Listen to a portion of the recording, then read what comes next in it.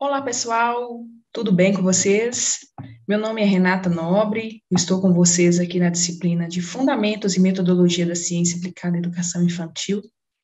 Nós vamos entender um pouco nessa unidade sobre os fundamentos epistemológicos das ciências naturais, ou seja, vamos tratar um pouco dos princípios filosóficos, históricos e metodológicos das ciências naturais, a modelagem infantil aí para a educação em ciências, posturas e costuras em ciência e riscos e rabiscos da alfabetização científica. O objetivo dessa unidade é compreender os princípios filosóficos, históricos e metodológicos das ciências naturais, costuras e posturas das ciências, modelagem infantil para a educação em ciências e riscos e rabiscos para a educação infantil. Eu vou ampliar aqui o slide para ficar melhor aí a visualização. Então, gente, eu coloquei aqui o primeiro slide, princípios filosóficos, históricos e metodológicos das ciências. Quando a gente fala de analisar os fundamentos de métodos aplicados no processo de ensino-aprendizagem de uma determinada ciência, qualquer que seja ela, vai implicar a gente compreender o contexto de sua evolução como um todo, tá? Posto que dissociar esses mecanismos de produção e organização do conhecimento dificilmente contribuiria para o alcance de uma visão plena, né, do estado da arte de uma área complexa e fascinante como a das ciências naturais. Então, para facilitar e buscar uma epistemologia mais abrangente, possível, né, do tema em destaque aí, nós vamos compreender um pouco aí sobre os princípios filosóficos, posteriormente históricos e metodológicos, tá?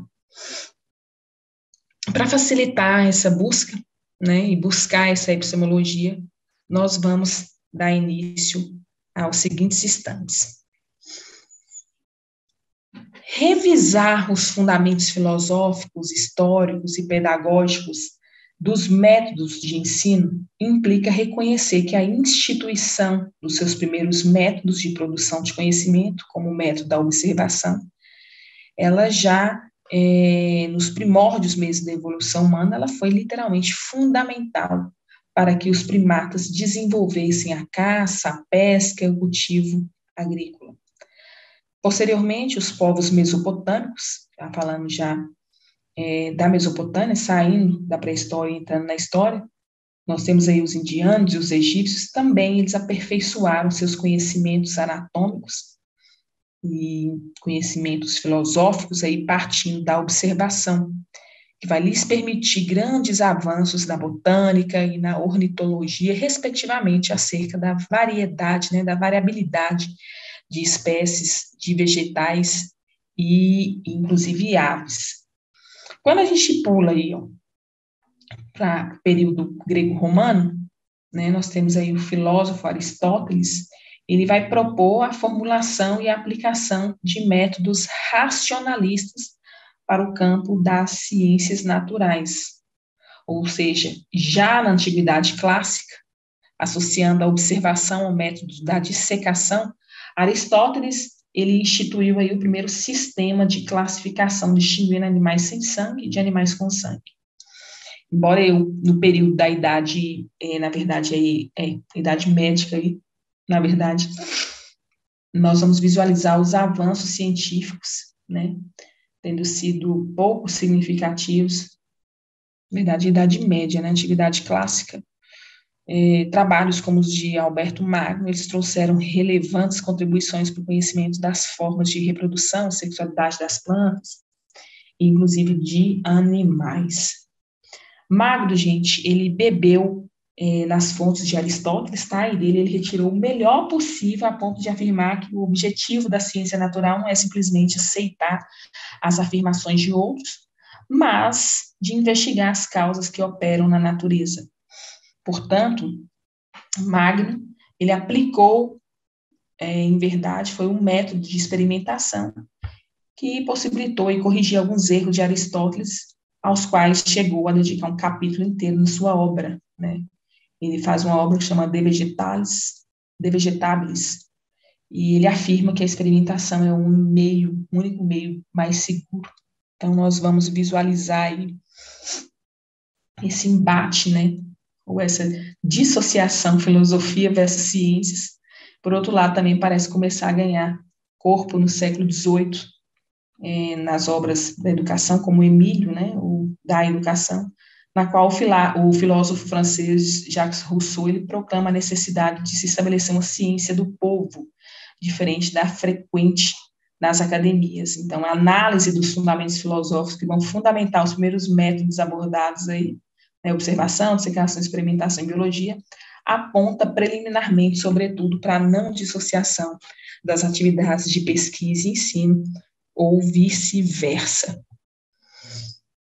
Quando a gente pensa quando a gente fala, na verdade, de princípios históricos, nós podemos falar que enfocar a evolução dos métodos de ensino de biologia, do ponto de vista histórico, significa situá-lo no contexto do desenvolvimento do conhecimento científico em uma determinada fase histórica e de, assim, compreender os desdobramentos para a educação em ciência. Tal observação ela pode ser explicada em grande parte pela realidade favorável de países como França, Inglaterra, Itália e Alemanha em relação às posições privilegiadas e ocupadas pelos seus respectivos sistemas de ensino, em geral de ciências biológicas em particular. Importante a gente relatar que, né, já voltando mesmo no período no Brasil, aí nós temos aí o século de colonização, né, que foi um domínio imperial. Então, nós pegamos aí 1824 até 1891, nós vamos visualizar o ensino de ciência, ele não era considerado uma prioridade, tá? Ele era privilégio de uma formação bacharelesca, ao contrário do que ocorria nos países da Europa, né? Então, você consegue visualizar aí, de certa forma, uma dissociação da pesquisa e ensino como meta governamental. Já por volta dos anos 20, né, então nós vamos ter um novo contexto educacional aí, nós vamos ver uma preocupação com a formação básica em ciência, que ela estava dependente do processo de industrialização de um modelo agroexportador, que era centrada, portanto, em prioridades mercadológicas. Foi o que a gente vai estudar aí, né, acho que na última unidade de ensino, essa questão do processo de formação mesmo, né, o processo de formação não só do aluno, mas do professor, ele também vai atender essas necessidades metodológicas, mercadológicas aí, da história da formação. Dessa forma, no começo do século até 1950, o ensino de ciências segue um modelo tradicionalista dominante, caracterizado pelo método da verbalização, ou seja, eu falo, o aluno escuta, receptáculo, literalmente, em que o professor ele explana o conteúdo em aula teórica, baseado em livros, reforçando essa questão da positividade, né, da ciência. Já na década de 50, com a corrente expansionista da rede pública, inspirada nesse modelo nacionalista de desenvolvimento, aporta no ensino de ciência uma tendência fundamentada no método de elaboração de projetos. Então, nós já vamos começar a visualizar aí uma pedagogia de projetos, né, enfatizando o caráter experimental. Então, eu já consigo sair de uma análise de observação somente teórica, né, e já consigo visualizar aí um contexto de mão na massa, né, de experiência. E essa tendência ela é sustentada pela produção de textos, material experimental e treinamento mesmo de professores que visava valorizar os conteúdos de ciência e minimizar as deficiências decorrentes do processo de formação de professores. Nós fizemos uma caminhada aqui histórica, hein, gente? Nós já estamos aqui num período, num panorama de ditadura militar, né, entre as décadas de 60 e 70, nós vamos ver que os projetos pré-fabricados vão ganhar corpo com a celebração de acordos, né, com instituições educacionais norte-americanas, que vão levar à tradução literal dos megaprojetos, né, no campo da embriologia, que vai resultar na adoção de uma biologia, de um estudo, né, de um currículo voltado mesmo para a ciência biológica. Uma visão geral, nós vamos ter 3 tendências nesse período. Então, nós vamos ter a tendência tecnicista, que é caracterizada por aplicar módulos instrutivos, né, e por mensurar mudanças comportamentais. Nós vamos ver escola nova, que vai valorizar as atividades experimentais, ou vai enfatizar esse método da descoberta, e vai levar, inclusive, os professores a correlacionar o método científico com a metodologia de ensino de ciência. E nós vamos ter também a integracionista, essa perspectiva aí da tendência integracionista, que vai propor a integração das ciências naturais sem considerar as particularidades de seus objetos de investigação, colocando aí para os professores o domínio de instrumentação acima do domínio conceitual, ou seja, eu preciso literalmente de integrar essa prática.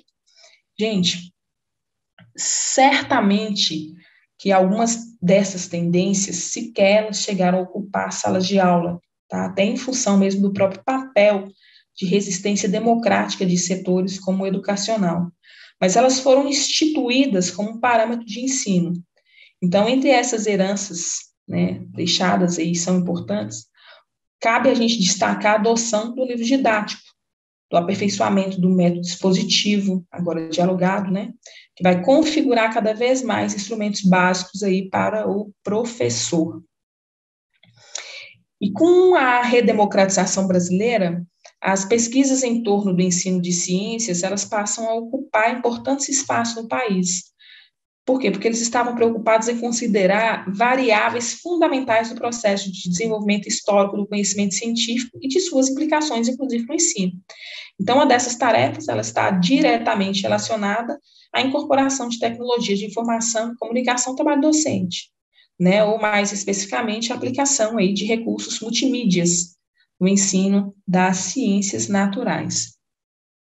Quando a gente pensa em princípios metodológicos, do ponto de vista aí de sua consolidação metodológica no Brasil, a evolução do ensino de ciências, ela revela uma variabilidade de denominações para esse componente curricular, que inclui citações como didática da ciência, biologia educacional, práticas, falta um acento aí, de ensino de ciências, programa de saúde,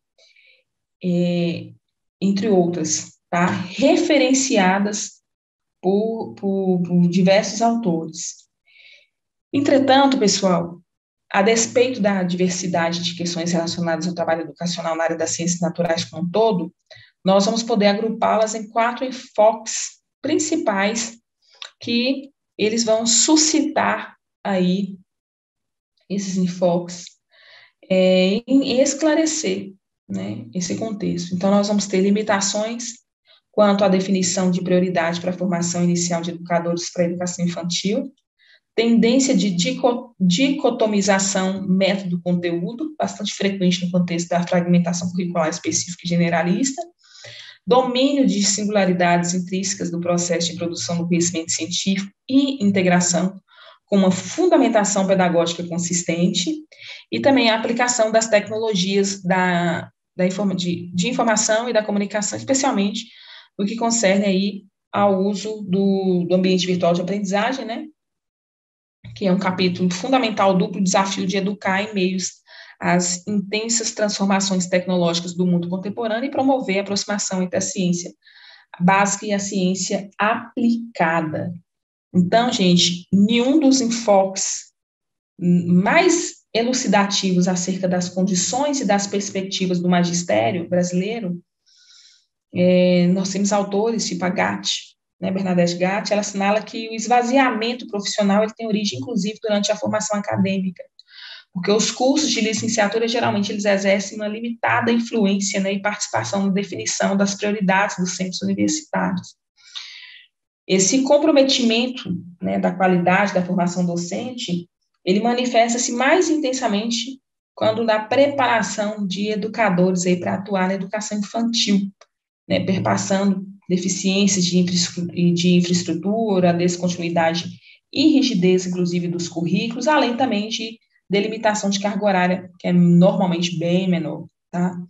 Essas dificuldades, elas tendem a repercutir no campo das ciências naturais e em face das especificidades dos seus conteúdos ressaltando aí as consequências dessa dicotomização método-conteúdo, né, que é provocada por uma segmentação curricular que exige estratégias metodológicas integradoras. Então, a formação de professores, quer pelos centros acadêmicos de licenciatura plena, quer pelos cursos de magistério de nível médio, persiste no compartilhamento, né, do saber, seja pela ênfase com que os conteúdos específicos eles são priorizados, pelos primeiros, seja pela primazia com que são feitas as habilitações pedagógicas, e por inferência, e ambas as situações, ela sugere que a estruturação de uma metodologia mais abrangente possível, ela pressupõe, no mínimo,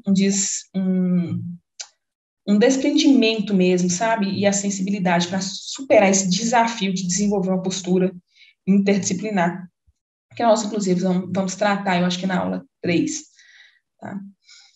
Com a intensificação também do uso do computador na educação básica, que foi impulsionada aí pela crescente exigência de habilidades tecnológicas pelo mundo do trabalho, o ensino de ciência também ele abre um outro flanco, né, de discussão, precisando, portanto, buscar aí o uso mais apropriado das tecnologias para a revitalização dos saberes. Agora, pessoal, nós vamos entender um pouco sobre as costuras e posturas de ciência. Quando a gente fala mesmo de ciência, nós precisamos de entender o que vem a ser ciência, né? No campo das ciências naturais, o que a gente vem estudar, né? O que é ciência? Há uma resposta única para o que é ciência ou ela não consegue ter uma resposta? Quais que são únicas, né? Quais são as características fundamentais do conhecimento científico? Então, nós vamos entender que se há uma resposta cabal, muito provavelmente ela ainda não conseguiu romper o limbo das asas da fênix, tá? E aos séculos mesmo ela revigora para a humanidade o mérito de grandes dúvidas e conquistas, através de um processo contínuo, recíproco. Quanto mais existem ou surgem novas questões, mais pesquisas são feitas, mas a ciência ela procura dar resposta que nem sempre convincentes, né? Elas instauram alternativas aí para outras buscas. Então, é uma complexa rede que mostra por que nós precisamos mergulhar em certas peculiaridades da produção do conhecimento científico. Quando a gente traz essa questão da ciência em si, o conceito de ciência ele pode influenciar sobremaneira o sentido pedagógico das atividades dos professores, dos estudantes, dos orientadores, dos pesquisadores, e isso se mostra tão significativo quanto ter uma consciência aí de que pouco pode prosperar a ideia de uma ação educacional científica imparcial e isenta. Tá? Então, quando a gente pensa em características fundamentais do conhecimento científico, quando a gente fala da ciência em si, né, a gente pensa nessa questão das características fundamentais, nós pensamos na objetividade, nesses itens que eu coloquei aqui no slide, quantitatividade, homogeneidade e a generalização. Respectivamente, nós vamos falar, quando a gente tem a objetividade, que ela vem buscar universalizar cada vez mais critérios precisos de investigações e descobertas da ciência. O que deve prevalecer cientificamente para os povos ocidentais deve ser também para os povos orientais ou vice-versa. O caráter já quantitativo, ele testifica a padronização dos seus métodos, né, das suas medidas, das suas mensurações. Por exemplo, uma célula de um determinado corpo humano, ela apresenta o mesmo tamanho de um determinado órgão do corpo humano, ou de um mesmo parâmetro de massa corpórea e estágio de desenvolvimento. Então, quando eu falo de caráter quantitativo, eu penso nessa questão de testificar, de padronizar, de medir, de mensurar. Quando eu penso na questão da homogeneidade, ela baseia-se e procura ratificar leis ou nomenclaturas gerais de funcionamento. Então, ela não pode haver dois indivíduos de uma mesma espécie com denominação científica diferente. Então, essa questão de homogeneidade é a questão mesmo de igualar, né, de procurar ratificar, de manter uma organização mesmo de nomenclatura. E a questão da generalização, ela desempenha um papel semelhante aí ao da homogeneização. Ela vem procurar agrupar aparentes diferenças com base em normas mundialmente aceitas. Essa característica, gente, ela possibilita distinguir os seres vivos aeróbios, por exemplo, dos anaeróbios, tá? Essas características, elas representam o que nós podemos considerar como aspectos mais racionalistas do conhecimento científico. Elas mostram que são capazes de diferenciar coisas aparentemente semelhantes, instituir relação de causa e efeito, após analisar a natureza dos fatos e suas possíveis conexões. É interessante, quando a gente trata dessa questão, né, desse núcleo mais duro do conhecimento científico, é que o que diferencia da magia e o notabiliza como meio de libertação e que continua mesmo nesse processo de renovação.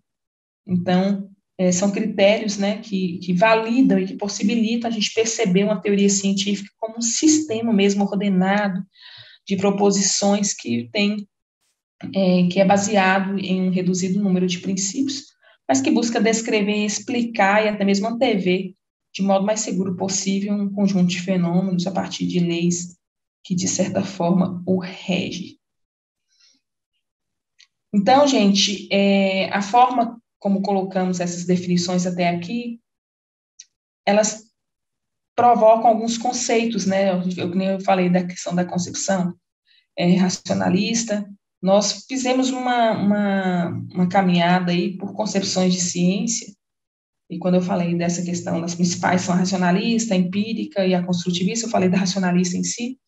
Quando eu apresento para vocês a concepção racionalista, é uma concepção que perdurou na Grécia Antiga até os finais do século XVII, mais ou menos, e a ciência ela era constituída a partir de pressupostos teóricos inquestionáveis. Então, a verificação, na realidade, ela visava tão somente a confirmação dos postulados dogmáticos ou intelectuais. Tá? Então, a base era teórico-matemática mesmo, inclusive para a explicação de fenômenos naturais. Por sua vez, a concepção empirista, ela movimenta-se em um sentido literalmente inverso, né? Por quê? Porque ela desloca da realidade prática para a formulação teórica. Então, a própria denominação indica os resultados da verificação empírica, ela vai sustentar a teorização, então vai caracterizando aí o aspecto indutivo, né, dessa concepção, que predominou de Aristóteles até o final do século XIX. Ao compararmos as concepções racionalista e empirista, nós notamos que ambas as descrições da realidade impõem como produtora aí do conhecimento, e ela vai variar apenas no sentido de fluxo, tá? Então, na primeira, há um deslocamento da realidade para a teoria, evidenciando um modelo hipotético dedutivo, enquanto que nessa segunda concepção vai prevalecer aí o modelo hipotético indutivo, por meio do qual o empirista ele vai influenciar significativamente as bases teóricas. E nós temos também uma concepção que é a construtivista, né, que vai desencadear aí nos primórdios do século XX. Ela qualifica a ciência como um processo de produção de modelos explicativos da realidade, no entanto, vai flexibilizando a ideia de verdade científica absoluta. Nessa concepção, gente, construtivista, a ciência, ela liberta-se de muitos dogmas e, embora mantenha a realidade como produtora do conhecimento, ela confere a observação e experimentação de possibilidades aperfeiçoadoras aí da fundamentação teórica. Uma leitura mais atenta também, ela vai nos permitir perceber, quando a gente estuda essas concepções, que essas concepções de ciências, elas incorporam, né, conceitos circundados por seus respectivos arcabouços teóricos. Então, elas vão refletir em um contínuo evolutivo que, num dado instante, ela organiza a ciência como um conjunto de atitudes e atividades racionais dirigida a um sistemático conhecimento como objetivo limitado, né, capaz de ser submetido à verificação para no outro situá-la como um conjunto de conhecimento racional, certo ou provável, né, e que se referem ao objeto de uma mesma natureza. Então, nós podemos vislumbrar, né, essa possibilidade justamente porque nós conseguimos ampliar os nossos conhecimentos quanto a essa questão das concepções aí. É uma matéria extremamente interessante, mas também ela requer um estudo mais pormenorizado aí desses detalhes mesmo das concepções. Quando a gente traz essa questão da modelagem infantil para a educação em ciência, nós vamos entender, né, que quando a gente estuda o ensino de ciências naturais, nós buscamos moldar ações pedagogicamente capazes de facilitar a aprendizagem das crianças. O reconhecimento da dimensão desse desafio, gente, ela constitui por si só um passo fundamental para que o professor ele tenha mais possibilidade de êxito na elaboração, adequação e consecução de metas para a educação infantil. Assim, nós tomamos como ponto de partida para essa discussão as significativas contribuições de alguns autores, tá? E eles vão procurar destacar como os objetivos, as tendências, os modelos pedagógicos, eles podem ser articulados no sentido de embasar a atuação dos professores, generalistas e ou especialistas. Todos nós agimos e contribuímos para a interação desses fatores na mesma intensidade com que uma concepção de ciência fundamenta todos eles, por interferência dos nossos próprios trabalhos. Então, ao enfatizarmos aqui o ensino de ciência na escola fundamental, nós podemos ressaltar, entre os objetivos mais frequentes trabalhados por alguns autores, eles visam o quê? Ajudar a criança a pensar na maneira lógica, ampliar a leitura de mundo, a capacidade de compreender fenômenos, de resolver problemas práticos, de melhorar a qualidade de vida, de preparar a criança para um contexto de mundo, né, que caminha cada vez mais no sentido científico e tecnológico. Nós vamos conseguir também visualizar o desenvolvimento de habilidades, né, ligadas à língua matemática, a outras línguas, por conta dessa visão interdisciplinar, de consolidar aí uma forma de contato sistematizado da criança com a ciência, em face da obrigatoriedade mesmo da escolaridade elementar, né, em muitos contextos sociais. E, em paralelo, a consistente crítica encontrada em muitas considerações quanto a essas abordagens, acerca desse cartesianismo, né, predominante na formação do professor de ciência, nós verificamos alguns argumentos bem recentes, né, que sustentam a ideia das crianças sobre o mundo que as rodeia, são construídas durante os anos de ensino, desse ensino elementar, e nesse espaço, o contato com as ciências naturais pode ajudá-las a compreender os fenômenos à sua volta.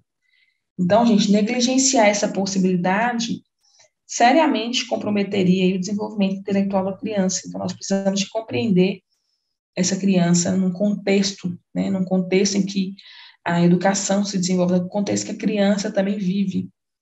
Então, quando a gente fala de modelagem infantil para educação em ciência, nós vamos verificar aí algumas tendências, né, e modelos pedagógicos que podem ser articulados no sentido de embasar a atuação desses professores.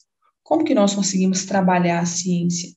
Nós temos práticas de educação em ciência que se destaca pelo foco no objeto, e ela vai incluir algumas vertentes, né? Então, nós vamos ter uma vertente semanticista, para a qual o saber, o significado, ipsis literis, né, na sua integralidade dos termos científicos, representa o domínio dos seus conteúdos, de tal modo justificando a necessidade de gradativamente ampliar o vocabulário da criança. Então, o acréscimo aí de termos precede a compreensão das relações contextuais, conceituais, inclusive, propostas muito características dos livros didáticos de ciências.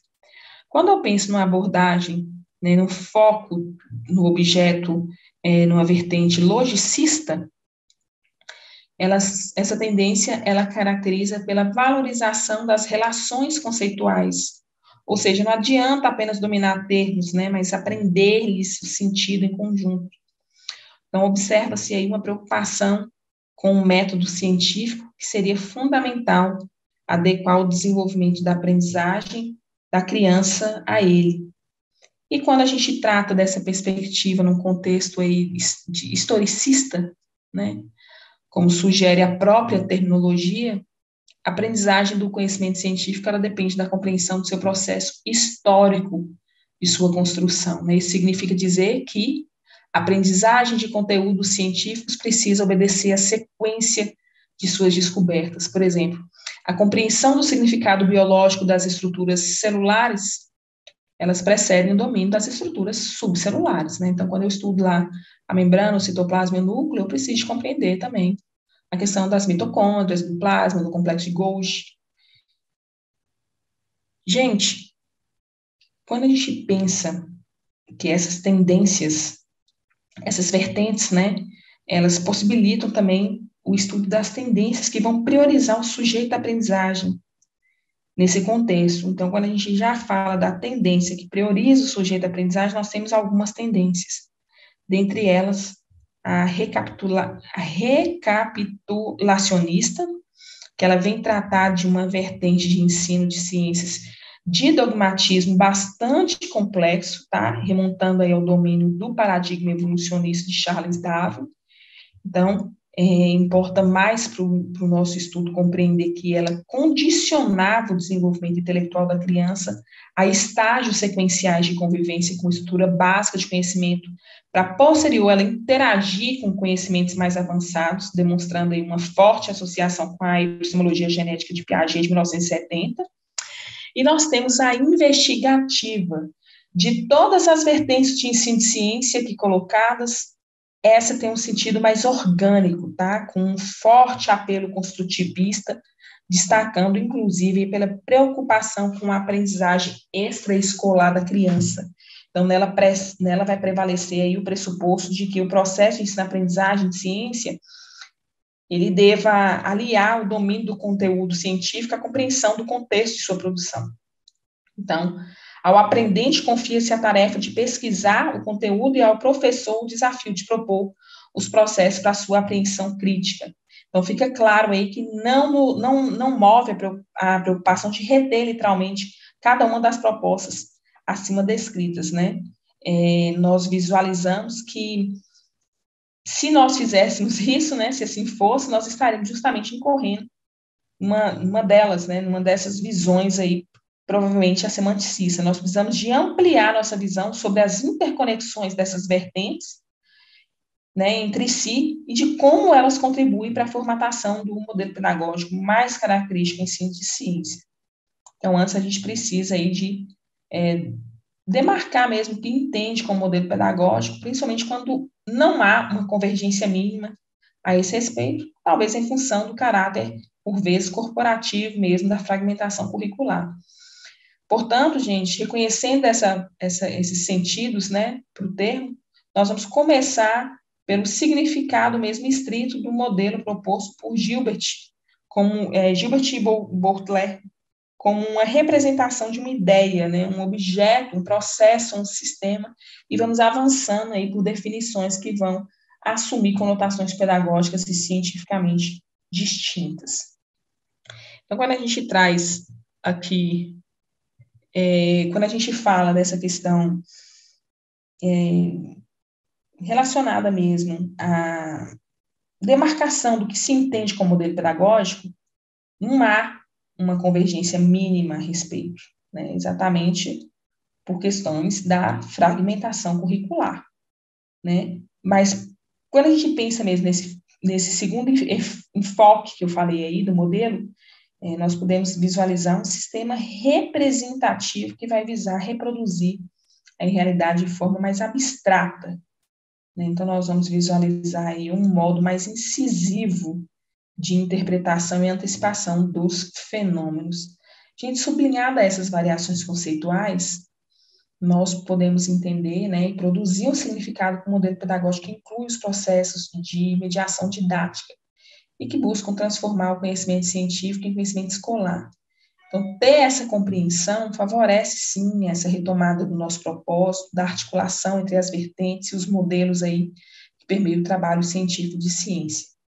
Então, nós vamos visualizar alguns modelos que são modelos que precisam ser analisados também com maior cautela, para que a gente possa entender que vai depender da perspectiva que o professor vai ter, né, para desenvolver as habilidades no ensino de ciência. A outra unidade da aula, o outro apontamento da aula é sobre os riscos e rabiscos da alfabetização científica, né? Então, nós vamos dedicar aqui ao conceito mesmo de alfabetização científica, né? Vamos entender aí, né, que por vezes ela é definida como um processo de compreensão do mundo natural, através de uma linguagem sistematizada durante a própria aprendizagem de ciência. E partindo de nossas prioridades curriculares, nós vamos também entender que essa repercussão conceitual, ela tem análises diferenciadas por diversos autores, tá? Em que pese aí a rigorosidade do conceito, inicialmente explanado aqui para vocês, um encadeamento de transformações ele tem exigido aí parâmetros didáticos, pedagógicos inovadores para o campo das ciências naturais. Então, na prática, a intensificação das produções sociais, políticas, econômicas, culturais, elas implicam reconhecer a inversão de fluxos de saberes que antes situavam somente em sala de aula, laboratório, né, aos quais deveriam ocorrer privilegiados e excedentes de conhecimento organizado. Então, a observação mais cuidadosa, ela tem revelado que duas grandes barreiras, ela vem sendo continuamente minadas, tá? Então, nós temos a resistência institucional escolar e o caráter predominantemente cartesiano da produção científica. De diversas maneiras, gente, tendências suscitam pela comunidade presencial e virtual, ela exige aí uma escola que incorpore experiências de vida, que vai desmistificar essa falsa dicotomia das convivências, né, técnicos sociais e das aprendizagens científicas. Então, nesse termo, nós vamos ver propostas aí que vão reivindicar uma alfabetização científica como processo de contextualização do ensino de ciências naturais, evoluindo de uma posição de supervalorização do saber cartesiano para uma postura de ponderação mesmo em torno do aprendizado pessoal e social do aprendente. Então, é possível a gente projetar, portanto, a dimensão e os complicadores dessa posição quando nós consideramos dois relevantes aspectos. Quando a gente fala aí dessa questão das características cognitivas dos sujeitos da educação infantil, e quando a gente fala do risco iminente de incorrer numa praxe bancária, né, de educação no campo das ciências naturais. E o que pode ser feito, né, para construir uma alternativa quando esses aspectos eles parecem encaixar-se naturalmente? Como é que a criança alfabetizante ela pode contribuir para a construção dessa alternativa? Gente, a maioria dos fatores envolvidos nessa questão, em primeiro lugar, elas reiteram a prioridade que deve pautar o modelo coerente de alfabetização científica, tanto em função das condições da aprendizagem da criança, quanto ao que de fato possa ter significado para seu contexto sociocultural. Então, a releitura cuidadosa do que nós estamos estudando, ela vai identificar uma modelação pedagógica aí para a educação infantil e ela poderá proporcionar aí subsídios para a consecução de alternativas também consistentes a esse impasse em potencial, né? Nós podemos falar assim. O próprio modo como tradicionalmente é conhecido o científico, né, o conhecimento científico, ele é organizado, ele não constitui impedimento para que as reflexões, elas sugerem aí restrições epistemológicas, ou até mesmo propõem aí a alfabetização científica como uma linguagem construída mesmo para a leitura do nosso mundo, tal como ele é, tá? Então, nós precisamos de entender que a concepção de ciência ela é capaz de compreender que nossos alfabetizantes, desde cedo, eles precisam não apenas proceder à leitura científica do mundo que vive, mas eles precisam de entender da necessidade de transformá-los, né? Mais do que requerer uma imersão na constituição histórica da ciência, nós precisamos de reconhecer o saber social como parte indissociável também dessa reconstrução do conhecimento científico, revisando, logicamente, esse contexto de ser imutável, de ser acadêmico, de ser infalível, né, via de consequência, resolvendo aí alicerces cartesianos da produção científica. Assim, nós precisamos sim estar atentos para as contribuições que a criança pode oferecer, por exemplo, através de um famoso porquê, né? Num dado momento, pode ter uma representação de grandes desafios da ciência.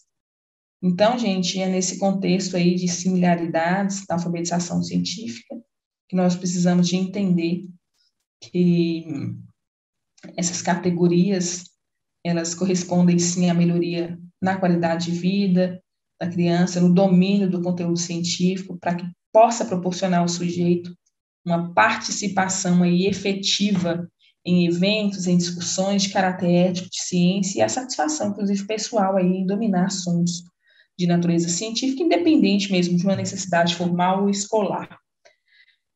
Nós seguimos para a nossa próxima aula, nós vamos tratar um pouquinho aí sobre os sistemas, posteriormente sobre a interdisciplinaridade, e por fim nós vamos tratar também da formação de professores, situação essa já abordada um pouco aqui no início de nossa aula. Aqui ficam as nossas referências, é só uma pincelada mesmo no conteúdo, nós nos encontramos na nossa próxima aula e também nos webinários que vão acontecer ao longo da dinâmica da disciplina. Eu espero contar com vocês e estarei à disposição. Até mais!